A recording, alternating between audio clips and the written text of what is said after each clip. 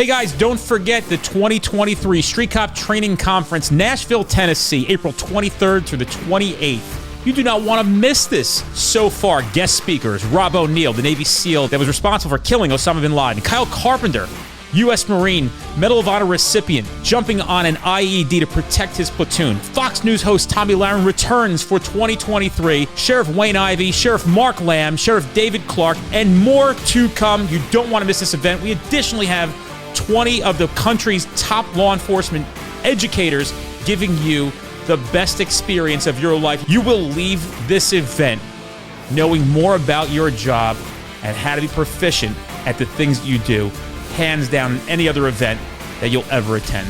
I personally guarantee it. Don't miss out. There's a room code at streetcop.com for our room block, and room code at the Gaylord at Opry is where the event's taking place. Don't miss out on a discounted rate.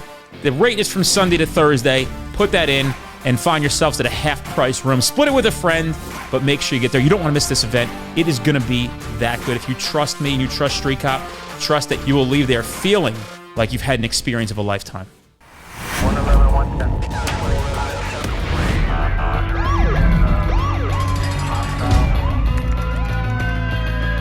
You training to be a street cop? Hey guys, welcome to this episode of the Street Cop Training Podcast. I'm your host, founder, and CEO of Street Cop Training. My name is Dennis Bonino, and today I have with me somebody who's renowned, worldly, known for her TED Talk with over 1 million views. You can almost double that number on other platforms. She is a leadership expert. She goes around to Fortune 500 companies, gives advice, trying to help all these companies progress in their leadership and growth mindset within the organizations. I am very thankful that she agreed to come on our podcast today, but none other than Dr. Karyn Gordon. Give us a little background of Dr. Karyn Gordon, because you are a very, very well-known person these days. Well, thank you so much. So my technical title, a leadership relationship expert. I'm the co-founder of a global leadership coaching company called DK Leadership. Based in Canada, but we work with companies and industries right around the world. Been doing this for 25 years. Absolutely love it. I started my work 25 years ago in the family arena. My doctorate's in marriage and family. Specialized with teenagers, also known as millennials. 25 years ago, started up a counseling practice within a medical office. And so that's where I kind of got my kickstart, working with amazing family doctors in this building with 200 doctors. And so when the word got out, new counselors in town, she actually likes working with teenagers. A lot of therapists don't even like working with teenagers. I became very popular quickly. My practice exploded. I started doing speaking tours across the country and speaking tours, and did that really for the first 10 years and became really, in Canada, a teen expert or a millennial expert. And then what happened was millennials grew up, they headed into the workforce, and all of a sudden I started getting calls from the companies that I was sponsored by. So Pepsi, Microsoft, all kinds of like fairly large corporations that I developed these amazing relationships with. And they said, Karyn, you specialize with teenagers and millennials. We are now hiring them. And we've learned that they need to be managed totally different. We're having engagement problems, retention problems. Managers don't know what they're doing. Could you take your doctoral training? By that time I had my doctorate in family systems. Could you take it and transfer it into organizations? So that's what I did 15 years ago. And I learned it was actually pretty easy. So it doesn't matter if I'm working with a parent and a teenager or a manager and a millennial, like apparently the exact same strategies actually apply. And so I have had so much fun working with companies. Our company has grown. We now have a whole team of people, and we really focus on leadership development, specifically focusing on emotional intelligence. And the reason is because when we started really working with managers and teams on engagement and retention, we figured out pretty quickly that the secret sauce was emotional intelligence. So if managers had really high EQ, they had better engagement, better retention.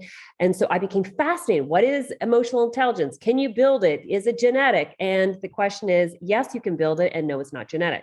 So I just love this topic because it creates so much hope for all of us. And so now, as our company has grown, we work with, like I said, companies all around the world, every industry, profit, nonprofit, and we really work with all levels of leadership on really teaching and building your emotional intelligence. And the beautiful thing is you can apply this to both your professional life and your personal life. And I think that's why it really resonates with a lot of people. It's awesome. Let me go off of this retention thing that you mentioned earlier in your introduction and tell you about the current state of affairs of a lot of agencies in the United States, which I'm sure you're probably familiar with. But to paint a picture for the audience, which I imagine most of them are familiar with. Right now, retention is a significant issue. As a matter of fact, I taught a course yesterday and I said, folks, we're at the time in this country's history where, number one, there are not a lot of people applying to do this job. Number two, the people who now do this job are expecting to be treated well. Unfortunately, for some of you who are in leadership positions, you're not really grasping that. And what we see constantly is a lot of agencies, maybe some of them who pay more, are losing people to agencies who pay less but treat their people well. Correct. So the one significant factor in your formula for success as a law enforcement agency now is going to be not how much you can pay them. We're seeing that clearly in Minneapolis, where they're offering $30,000 bonuses and $250,000 salaries, and nobody will still show up because you are no longer trusted, because you can't be trusted. You have completely disengaged support for your law enforcement, and now you've made such a big mistake by publicly disgracing your law enforcement that everybody's left. Little more preface to this. Recently, the New Orleans Police Department encouraged people they previously disqualified to qualify as police officers to reapply. We're lowering the standards where if you have criminal backgrounds, we will take you as a cop. So this is real. I have a friend of mine at the NYPD told me recently what they're telling people at the NYPD is, if you're on probation now, wait till it's over, come back, and then we'll hire you. And that's the state of affairs of law enforcement. And historically, in these agencies, it wouldn't be very far for you to travel to have to meet some folks and say, they treat us like shit here. Right. So, right. Yes. I love the data. And that's actually pretty scary, isn't it? I mean, this is like, let's just lower that bar. And you know, what's amazing to me about that is when I started working with companies and I thought, like, what is the secret sauce? How can you get really great retention, regardless of the industry, right? And I realized the secret was around treating people really well. Like, this is so fundamental. This is so basic. One of our clients, she's like, I'm throwing more money at people. I'm like, that's not their currency. Boomers might want, and this is the generational difference. Boomers may want more money and they want more security, but a millennial, a Gen X for sure, Gen Z, money is no longer the highest value. And so this is where, again, when I started doing the generational training with companies, and I realized, like, I had to teach them, like, you're approaching this the way you would want to be with what your value system is, but not necessarily with what the new hires are. So part of retention and engagement is understanding who are you reaching and understanding that their value system is different. And for a lot of them, their highest value is, I will take less money as long as I'm treated with respect. And I want kind of career pathways. Yes, I want to be paid fairly, but money is no longer the highest currency. And so once people can kind of understand that and actually start really developing and training their leaders to really treat their team with respect, that's when you're actually going to start getting engagement and retention. Why do you think money has become not the number one significant factor in retention? Well, I think it's a good question. I mean, when I do my just yesterday, I was actually speaking at a company and doing training on the different generations and what the currencies are for each generation. And for boomers, it was security. I mean, certainly the traditionalist, the boomer, coming out of World War II when things were so scary, it's kind of everything was about security. And I think now there's at least enough security. I mean, for a lot of people, again, the research shows that we don't, from a happiness perspective, as long as our basic needs are met, there's not a significant difference in terms of how much we earn in terms of the correlation with happiness. So, but we do have to have our needs met. And so I think because, a lot of people do now have their needs met, obviously, some people don't, and some people have more, some people have less. As long as our current needs are met, I think a lot of people, certainly for the next generation, they want more flexibility. They want more respect. That's going to be more of a higher value because they've got their security kind of already met. And so I think people are rethinking their life. And honestly, I find even since COVID, that has even been accentuated because now people are like really rethinking their life. People are quitting jobs. People are moving. COVID's been, I think it's kind of amplified with what we saw before COVID, which was people are already starting to rethink their life. And I think we're seeing that even more now. I often tell people, I think it's a really good idea to rethink your life. And happiness is the variable. I had a guy come up to me in class yesterday and said, I just want to tell you that I left a police department that I absolutely hated. And this is West Virginia. So money is really, just so you know, in the context of the United States, this is a place where they make far less than most places. And so the number he throws at me is obviously not, in comparison to most people, is not significant. But to him, it was significant. He said, I took a $4 an hour pay cut and I went to another agency, and I only did it because of something you said. And I got us to shake your hand and say thank you, because I've never been happier in my life. And I always tell people, if you're going to make a shift in this industry, the biggest mistake you can do is look at what they make. What you should look for is how they treat their people and the culture. And there's actually one, interestingly enough, there's one variable that is almost a dead giveaway. And it's the police department's position on proactive police work. So typically when a department encourages people to be proactive, go out and has their best interest in mind, they have support. They're saying to them, it's a tough job. It's got to get done. We want you to do that for our community. And if you make a mistake, as long as it wasn't malicious, we're not going to hang you. And the other ones are the latter. And so people can't work under these conditions in a job that could kill you at every turn of the corner. Yes. Listen, we're at a state right now, from a cultural perspective, that people need to feel valued. They need to feel safe, and they need to know that they're going to work in an environment that people are going to have their back. If we're in a state of uncertainty, we're going to have like massive anxiety, to the point that, we're seeing anxiety epidemic right now in America. And so I think, people are rethinking their life and this is good. This is a good thing to kind of everybody listening right now, pause and ask yourself, is the way you're living your life, is this kind of what you envisioned? Or would you want to kind of make some changes? And and if you said, no, it's not, because the stats say about 70, 80% of people are dissatisfied with their life and career, then think about, okay, what are the changes that I could actually make? And I love with what you were actually just saying around that. Maybe it does mean making a shift. Maybe it does but if you're going to do that, my greatest encouragement, I talk about this in my book, in terms of a critical thinking, is I really identify what are your values? What are your values in your life, and make decisions according to those values. That's where people make a misstep. Because a lot of people are like, well, I've got to get the highest paying job. Well, okay, you got the highest paying job, but you're put in a culture that you're not treated well. So there's a mismatch. So when I think about happiness, and we talk about happiness in a lot of different ways, the secret, what I have found, is know what your values are and make decisions according to those values. And that goes for both your life and actually your career. The cultural position of now picking happiness over money, it's a real good thing for great employers. For sure. It's for me, it's great. Like, send me, I'm like America in 1905. Send me your wounded, your whatever the thing says in the Statue of Liberty. Sure. I'll take them all, right? Yes. Now, listen, I've had my fair share. We have a pretty big organization here. We have a lot of employees. We currently oversee about 60, 65 people here at this organization, and that's including in-house staff and instructors in the field. But it also means it's a bad thing for shitty employers. This is a real bad scenario, because people who think they can get away with behaving in the manner that they have and mistreating others, they're really being held accountable now. And we have something in New Jersey, in the United States, called a vote of no confidence. So what they do now, if you're a chief of police and you're that bad, everybody signs a piece of paper and says, this guy can't work here anymore.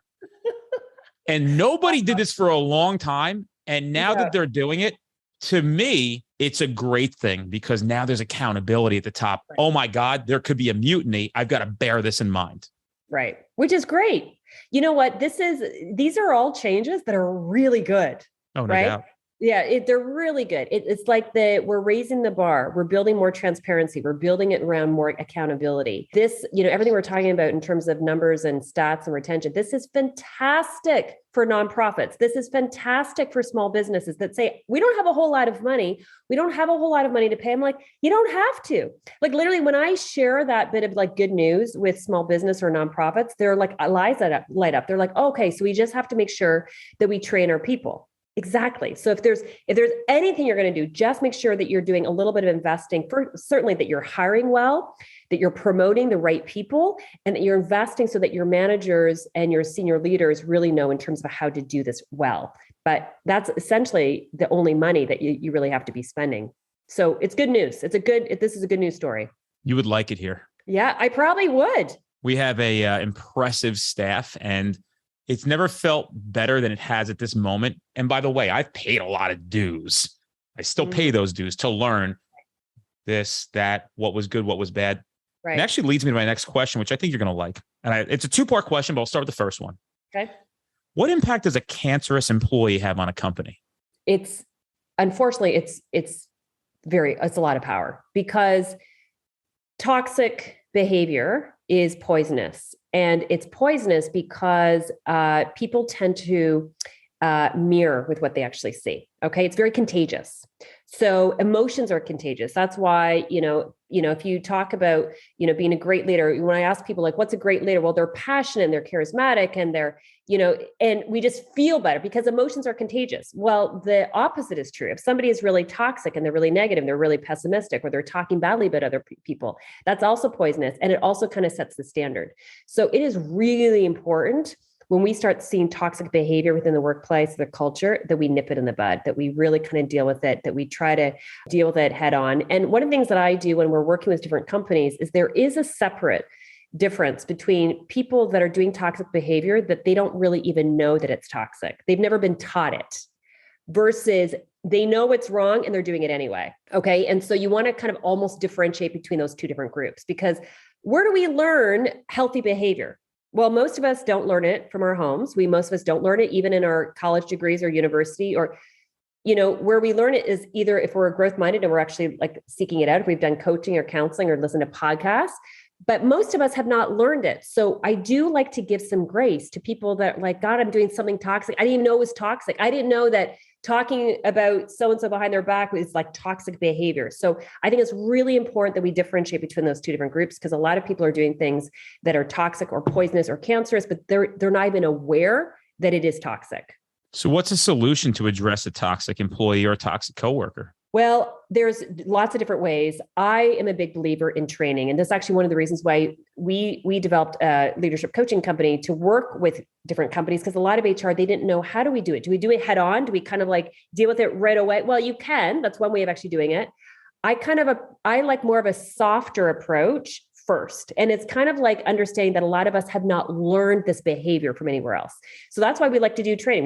We lead all kinds of different live and online courses where teams can actually all learn the behaviors at the same time. It's almost like if I said to you, okay, to have a really healthy team, you got to learn how to speak French. You just got to learn French. So why not let's teach everybody French at the same time, so that if somebody is speaking a different language, we can kind of like course correct it. It's, to drive kind of alignment, you want to kind of be training everybody at the same time. And then if they are kind of stepping out of bounds from that healthy behavior, then you have a bit of you've got some guidelines, some foundations that you can actually refer them to. I like that approach better, because it almost kind of meets a little bit people with where they're at, because most people do not learn these tools other than in the workplace, to be quite honest. There are some people that are growth minded that kind of go out and seek what is healthy behavior, but most of us actually don't. So that's why I'm a big believer in doing training to the entire teams at the same time. So everybody's learning, this is the code of conduct, this is healthy behavior. And then it just kind of creates some guidelines in terms of how to, basically holding people accountable to that moving forward. What's your thoughts on essentially maybe in one scenario exhausting your options, or another one recognizing it and saying, I've seen this before, I know what this is. My best bet is to get rid of it before it starts to infect everybody else. You mean in terms of like an actual employee? Yes. Well, and that's a lot of times with what HR do. I mean, a lot of time HR are like, okay, you know what, let's try to train everybody. This is kind of the standard. This is kind of the code of conduct. And if somebody is not willing to learn, then extra steps, whether it's probation or whatever. And those are all the kind of the different steps that they actually have to take. Yes, in some cases for sure, that is going to be necessary. And the HR have to be very, very careful about how that's kind of all done. I have found it really depends around who you hire. Okay. So when we're talking about this whole notion about great leadership, the biggest thing, and I tell teams this all the time and HR all the time, it is so critical that you are hiring growth-minded individuals. So I don't look for perfect people. I don't look for, in terms of when we're hiring, we're not looking for perfection. What we're looking for are people that are willing to learn. If you are hiring people that are willing to learn, they haven't learned healthy behavior, but they want to learn it, fantastic. versus the person that says, I have never learned it and I'm not interested to learn it. So one of my little secrets I tell a lot of the HR teams are like, well, Karyn, how do we differentiate between this? I say, well, it's very easy. Let's offer some leadership courses and let's see who signs up voluntarily. Don't make it mandatory. Just open it up. And you will see very quickly who starts bubbling up in terms of who the person is that really wants to learn. And not only is that a great indicator in terms of who actually wants to learn, but also is a great indicator of maybe who should be promoted.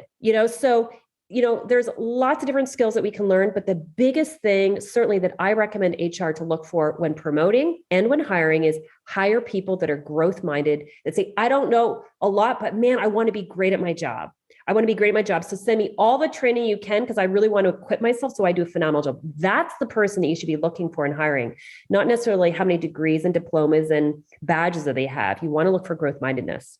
You said offer leadership courses. Often at times here, I'll actually share with our team in our group chat, some YouTube videos that I find to be profound. And I don't mean things where I'm like, hey, this is who I want you to be. It's just some real stuff about real reality and things that we tell our things, just real, I would say not even growth mindset. Well, essentially growth mindset, not maybe in the business sense, but in the human sense of growth mindset. Sure. And it's not uncommon for me to know who watched it. I could almost tell you who watched it and who didn't before I even, I'll ask people, like, did you watch it? I didn't get around to it. It was 11 minutes. It was really profound. So I just wanted to share it with you. I don't say, well, it's an order, so it's interesting that you say that. I'm actually circled 64 times growth minded because one of the hardest things about running an organization is actually selecting, and hiring is a tricky thing because people interview very well. And we're in the honeymoon phase of hiring when we hire people. People come in on their best behavior. The good thing is we're not micromanagers here. So there's no leash. So essentially it's free roaming land. And if you tell the person, hey, this is where our territory is, and you decide to go off on your own somewhere, i.e. leaving 2 hours early because you can, coming in late because you can sneak in. And I warn everybody, I'll find out eventually, but I don't run this organization as a micromanager. And it really is the ball in your court. And a lot of people have lost their positions here because they didn't, really understand the discipline of what that meant to not be managed by somebody. And training versus management are two different things. We do the best we can to train people, but once we take their eyes off them, we'd like to see what they do. And it's like my theory. If you're late 15 minutes to your interview, we're not hiring you because this is a insight, an early look as to what I'm going to be getting. And people say, oh, why? I hit traffic. You should have thought of that. Unfortunately, we're just fortunate enough to say, you know what? I know what this is. I've hired people like you before. Maybe you're not, but I'm going to play it safe this time so my insurance doesn't go up when I have to fire you. So we're going to just pass on this one. You sounded great on paper, but you were late. You should have been here a half an hour early. You know what, though? It's interesting. I was just telling one of our clients that this morning. So several years back, we hired an office manager and there was major construction happening outside of our office. And I didn't think about letting people know. I just, when we were kind of like booking it. But it was very interesting because when I was doing the hiring, the one person came in. So, two people both late. The first person, she was late. She comes in and she's like, sorry, I was late. There was construction. Okay, so that's what she said. Second person, though, very interesting. Sorry, I was late. There was construction. I should have given myself more time. That was the difference. That's who I hired. She was phenomenal. She was with us for 10 years. And so what was different is that she took ownership. So when you were thinking about hiring, one of the things, there's lots of different kind of questions and kind of tricks that I encourage HR to look for when actually hiring, because you're right. People can look, perfect kind of on paper. But what I'm looking for is taking responsibility and taking ownership, because we're going to all make mistakes. The key is, are we going to own it or are we going to blame it? Okay. So that would be kind of just something that I have found actually really helpful in terms of looking for like a little trick for the hiring process. I also speaking on that, I set the environment here that everybody knows that you can make a mistake and nothing's going to happen. It's when you're malicious and you're trying to deceive the system is when I'm going to come after you. And you're not going to work here. I mean, we're not even playing the game anymore of, I know you snuck out 2 hours early and didn't say anything and just did your own thing. That conversation is like, it's no longer, don't let that happen again. That's it. It's over. For me, I'm done at that point because I've learned that lesson a couple times where I've given people the benefit of the doubt. If you've made the decision this early in your career, we're a young company. And I think I set the precedent here to have ownership. Mm-hmm. Well, back to my earlier question. This is the second part of it. We already talked about what do you do with cancerous or problematic or toxic employees? What do you do about cancerous or toxic employers? That's the hard one. It's still manageable, but we've worked with lots of different organizations kind of like that, where the middle managers or even sometimes the senior leaders, they're really healthy. They've got the healthy mindset. They're sitting in the middle chair, according to like in my book that I talk about it. But learning how to assert yourself in a respectful, kind, direct way to employers where there's a power imbalance is a whole other game. It's still possible because we can always control ourselves. We cannot control other people. So you can still do it. It's just a lot harder. And so sometimes in that interaction, the employer will change. They'll change. They'll have a little bit of an awakening. They might shift, and other times they won't. And in more times they won't. And so in that case, a lot of times what happens is people basically decide I can handle it so much, but I think I'm going to move on. And so that's where a lot of companies can really lose some fantastic people if the senior leaders are the owners or the employers actually don't change. It's very interesting that there's a lot of different variables how somebody got into a position of senior leadership or ownership with being the kind of person that they're regarded as. And in our world, unfortunately, right. The variable of progression in law enforcement, albeit, let me say that there's both great and horrible bosses in this profession. I mean, there's some phenomenal chiefs, some phenomenal captains. I'm friends with those guys. Mm-hmm. The ones who I say this about, they run for the hills because there's accountability, because we're saying, yeah, you should behave. You should behave towards people. You should have compassion and kindness. And I would argue treat people even better that work for you than the ones you're serving the public. But it's just the opposite. We're treating people who are right at sometimes coming in and filing frivolous complaints against police officers for the 11th time this month. We're treating them better than we treat people who are showing up to essentially die on the sword, and maybe even literally for peanuts. For some agencies in the United States, $12, $13 an hour. Wow. So they have to understand now. We're trying to make this point, like, we'll work with you, but you can't get away with this behavior anymore. Nobody's going to tolerate it. And I'm one of those people who, I don't just say it, I've actually performed it. I mean, I went to 3 police academies in the first 4.5 years of my career. And that was not a fun thing to do. But everywhere I went, I'm like, ooh, I'm not staying here. This does not look like it's getting better. And then the next place I went to, I'm like, this is better than the last place, but this doesn't look like it's getting better to me. And then the third place I said, all right, you know what? I know I got to go back to an academy again. This is going to suck for 6 months. They're very hard, but I'm willing to, because this is where I see myself being in the career that I plan to have. And I encourage guys, like, push the anxiety to the side and just try to have a clear mind of what does it look like here in 5 years or 10 or 15? This is a whole career. Mm-hmm. Are these the people you want to work for or work with? And if they're not, and there's no hope, maybe it's time to just rip the cord and move on to greener pastures. Mm-hmm.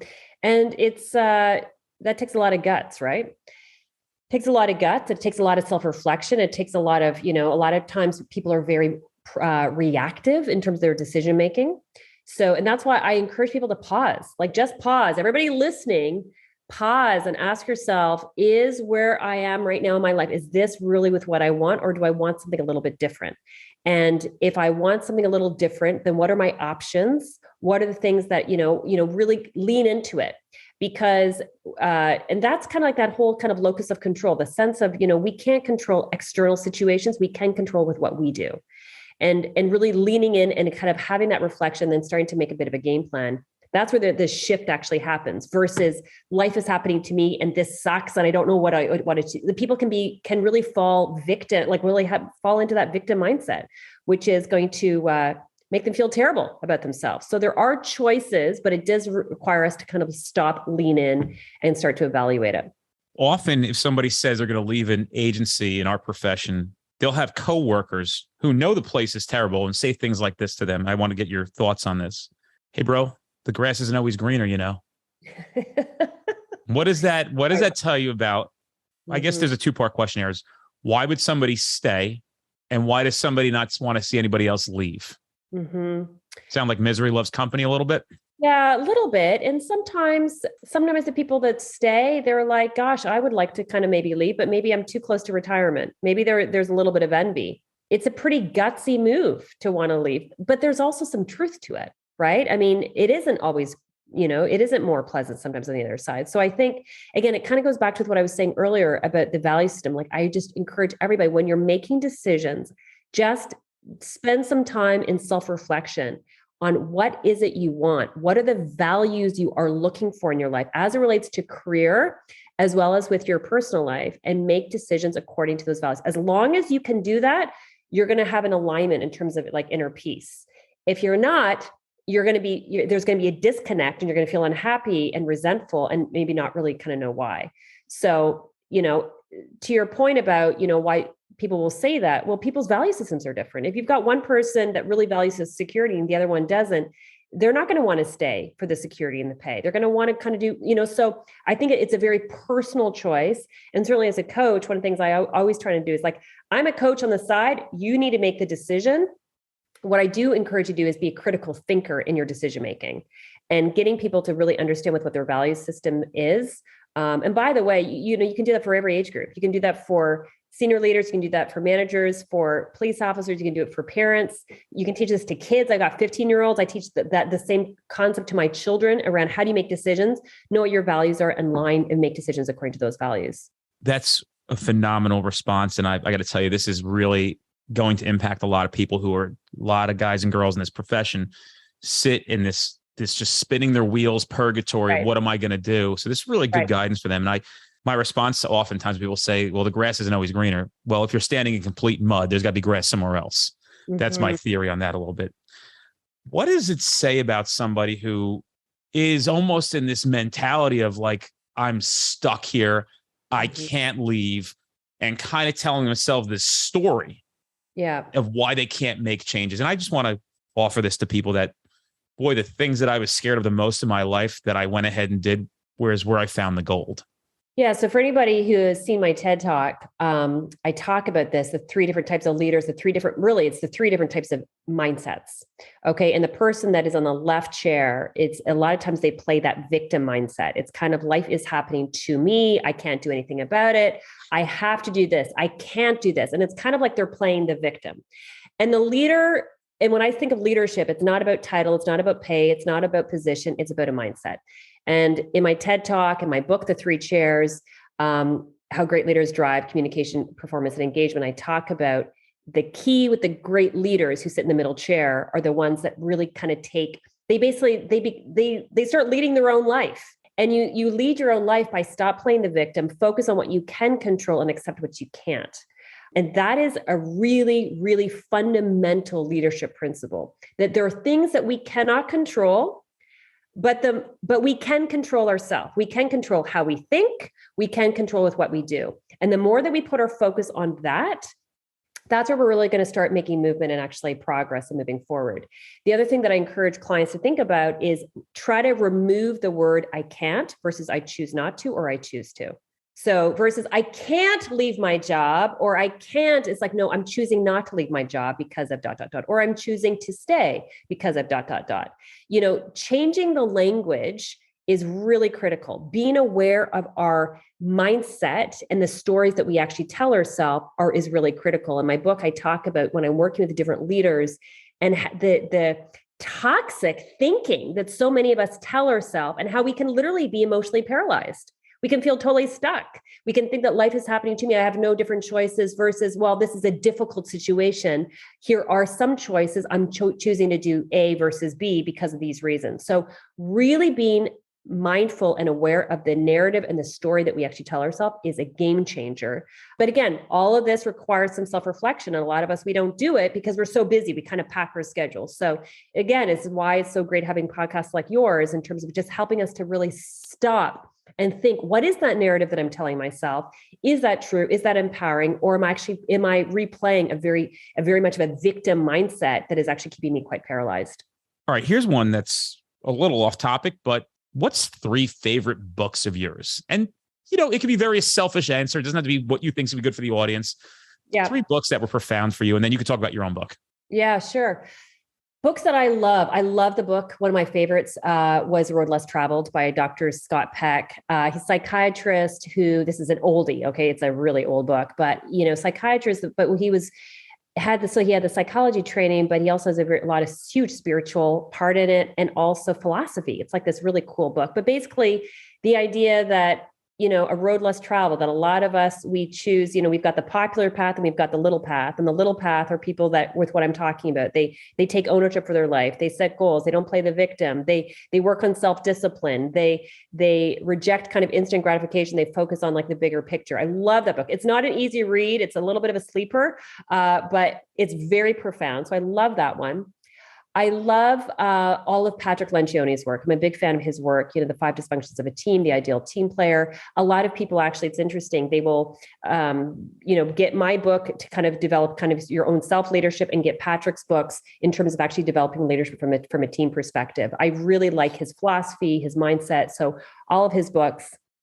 The other one that I really love is, again, this is an old one, is The Powerful Engagement, written by a sports psychologist, Dr. Schwartz, and also an entrepreneur. And it's the whole idea about kind of, it's more important to manage your emotions than your time. And really kind of looking at the art and the science about kind of looking at your day and how you map out your day for kind of high performance. So I like all those books kind of for different reasons, but those would be 3. I'm a minimalist. I don't hold on to stuff, but those books I keep, and I kind of will go back and actually read them and reread them, and they all kind of have little nuggets. And I like learning from different people from science, people from medicine, people from business, and just kind of like learning the wisdom from other folks. When you give your talks, namely the TED Talk, you spoke about at the end of how your parents brought you to see a educational specialist, and you were told that you had a learning deficiency and you were not smart. These are things that I was told too, based on the system we're put through, which is designed for a very specific person to thrive in and not many. So with that being said, when did you figure out that you were highly intelligent? When did that moment happen? I don't know, actually. It's a good question. I think it was just, I realized, I talk about this in my TED Talk, being diagnosed with my learning disability, failing my first exam in high schools. I think it was in grade 10 when I really kind of realized that shift, that I knew that if I did not start asking for help, all of my goals and ambitions that I had in my brain were just going to go up in smoke. Like that, there was a very significant difference between grade 9 and grade 10. Grade 9, I'm a very strong spirit. I didn't want any help. I was, very resistant. So any parents listening that have spirited kids, I understand them because I am one. And you have to parent spirited kids very differently. And so I failed badly, falling. So once I realized that my disability didn't define me, it was just part of how my brain worked. And I was able to kind of start putting my hand up and asking for help. And I realized that there's all these resources around me in my school that I could help. There was a significant shift between grade 9 and grade 10. And so I think grade 10 would be the year that I realized, wow, I am smart in certain areas. My brain just learns differently. And by asking for help was going to be one of my secret sauces. And so that's why I'm a huge advocate for asking for help. Like, life is not supposed to be done alone. We are supposed to we need to get our tribes. We need to get our people. We need to get our resources. Like, who are the people in your life that can just pour into you and get different ones, right? And so I think really this kind of interdependent mindset around listen to others, figure out who are your wise counsel, do not do life alone, learn from other people, put your hand up. And once we can do that, and it just not only does it make us feel better and make us feel more empowered, we're going to start seeing results. So I think it was that shift for me. And then the more I just kind of kept on focusing on things I could control throughout high school and then actually into my 20s, I think it was just an evolution. I would see myself smart now, but I am not an academic naturally. I have to work like my tail off when it comes to, even when I went to university, I had to work 4 times harder than my friends. That's fine. I realized that I differentiated between who I am and the way I learn. And I think that's a really important thing, that how we learn is different than who we are. What our job is different. This is a really important thing for all your audience as well, is that, what we do is different than who we are. what we do is an extension and it's an expression of who we are, but it doesn't actually, it does not define who we are. And really separating character versus achievement, I think, is actually a really important thing as well. What a great answer. And I think I heard the whole time is, boy, attention deficit disorder is a big superpower. Honestly, I actually see it as a gift. I'm so thankful for it. Somebody actually recently asked me, they're like, Karyn, if you could actually rewind the clock and you could actually take it away, would you? I said, no. Never. Like it was so painful at the time. And yet I actually think it really became a little bit of my superpower, because when I teach and when I speak, and even when I was actually creating the concept of the 3 chairs for the book, it was my learning disability literally going into high gear, because my brain, the way it works is when I would study for things in high school, I would take all this information and try to figure out, how can I chunk it? How can I make all this information kind of make sense? And so when I created the concept of the 3 chairs, my early 20s, that's what I was essentially doing. And so when I can teach the 3 chairs, and I've got 5-year-olds that come up to me and say, Karyn, I understand this concept. And I've got Fortune 500 CEOs saying, this is the most brilliant concept I've ever seen on leadership. It's like my learning disability has kind of become my greatest gift. So, but for anybody listening, whether it's yourself or your children or your team members, all of us can learn to sit in that middle chair. All of us can become a great leader, but we have to lean into it and really put our hand up. And I forgot to mention, if people want to really kind of like a starting point of how do I actually start, we've got an amazing free scorecard on leadership. A lot of people say, where do I even start? Go to our website, dkleadership.org. And we've got a great scorecard where people can download it and measure their emotional intelligence for themselves, their team. You can actually use it with your children. And it's a great starting place to kind of figure out, how am I doing with my leadership, and what are the skills? What do I have? And what do I kind of need to, and just lean into it. Don't play the victim, lean into it, because these are skills all of us can learn, which is why I just love the topic so much. It hurts my soul when I hear people tell me that they medicate their children to conform to the school system. It really hurts my soul. There are so many things that people can do without medication. And, I worked in a medical office for the first decade. I worked very closely with family doctors, and I always let them handle the medical side. I handle the emotional side. And I know with certainty, there are so many things we can do to empower ourselves. And that's where I like people to really put their focus and train ourselves in terms of how to develop these leadership skills that we're actually talking about. Think about all the wonderful things that the world would get as gifts that are being dissuaded and shut down and hindered because of essentially what we're talking about with children is the school program. I have 4 kids, and I watch one of my kids loves it. One of the kids middle ground, the other one, it's torture for him. And right. You guys are confusing a disability with a real ability. Yeah. He just is, yeah. He's more like his father. He's just like me. If you really unpack it a little bit, how did I become one of the most successful people that left my high school, but I probably graduated bottom 10% of my class? I wasn't even there. I didn't even go. Right? It was not. I went to work. I was thinking about things. I was being funny. I was doing all this other shit. Right. So I just feel for these kids who are being told that like ADD or ADHD is a real problem. And to be honest with you, like if you have that, congratulations, tap into it, learn how to use it, and you will have so much success. It'll blow your mind. But society tells you it's an issue, but it's not true. It's interesting because I would say the majority of the CEOs that I coach have ADD or ADHD, right? And so it's kind of like the way that I've kind of used my learning disability kind of to my advantage. Sure. A lot of them do as well. And so I think the biggest thing is to differentiate that our marks do not define us. Okay. Our job should not define us. Our income should not define us, and really helping people to kind of separate that. And really, so that is a really, really big piece for all parents and for anybody. And I get tons of emails from parents that are saying, my goodness, my daughter, my son, they watched your TED Talk and they identified their learning disabilities and they actually have hope. Good. Amazing. Look at me as a poster child in terms of like, what you can do. But here's the thing is that I didn't play the victim. Okay. And that is a really important thing. So it's not just around, okay, I've got this title, I can kind of sit back. Okay. You can have a title or the disability or label or whatever. You lean in going, okay, I don't have that, but what do I need to do to kind of close the gap? And so thankfully I was able to figure that out in high school. So I was kind of lean into it. So that would be the only thing I encourage all the parents to really, help your kids really kind of lean into with whatever the issue is. And my whole philosophy around education, and I'm a big believer in education. I was just speaking at Educational School Board actually yesterday.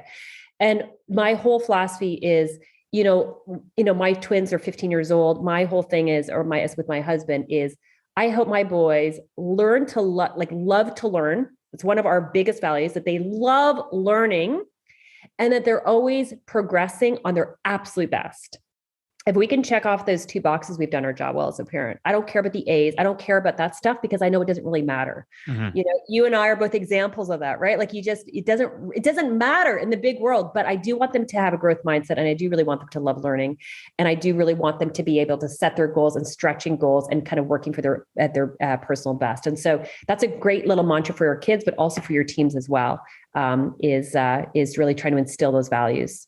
That's wonderful. And I got to be honest with you. I run a police education company. Nobody believes in it more than me. I probably educate more than most people you've ever met in your life. I can't get enough of it. But I also don't want to learn fucking physics to grad. So that's not what I'm here. I'm educating in my field, and in my personal self, my personal growth. But listen, this is a good one. Oh, you're good. Oh, let's just get together. No, listen. We are so thankful that you said okay. Thank you. It really means a lot to us. We have progressively been getting really profound people on this podcast, and it's exciting for us. So it means a lot to the world, and hopefully that this comes back full circle to you. And we appreciate you tremendously. It was really, really nice meeting you. Hopefully it's not the last time. Yes, absolutely. Let's do it 2.0. That's great. We will be in touch. And if you ever need anything from us, we're here. Okay, awesome. You're the best. Hey, where can people find you on social media? The best is, so I'm on Instagram. It's at Dr. Karyn Gordon. Karyn's with a Karyn. I should clarify. And website is dkleadership.org. DK stands for Dr. Karyn, leadership.org. Guys, check out Dr. Karyn Gordon and make sure you give her a follow, for the love of God. All right, listen, I'm going to let you go. It was really nice meeting you. Thank you so much for everything. Awesome. Thanks so much.